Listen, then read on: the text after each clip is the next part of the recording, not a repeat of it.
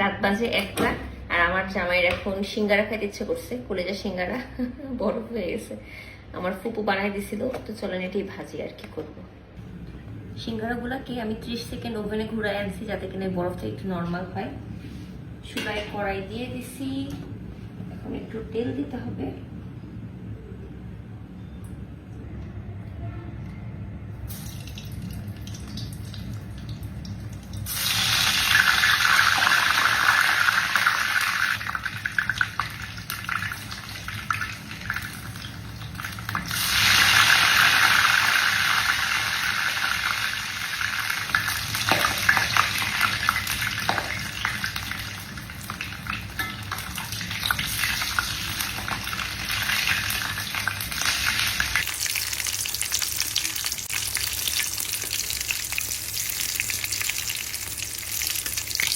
এটা green chilli sauce, এটা hot tomato sauce, এটা ধনেপাতা সস।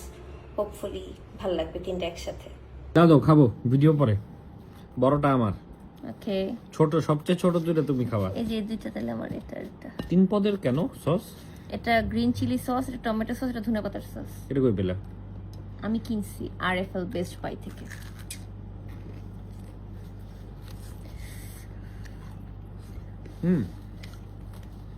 RFL বেস্ট বাইতে সব সস পাওয়া যায়। গরম।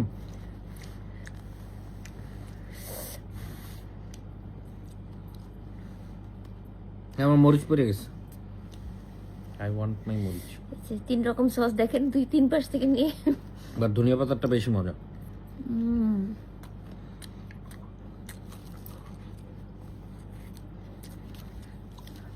এবার শেষ হলে আন্টির কাছে আবার অর্ডার দেবো।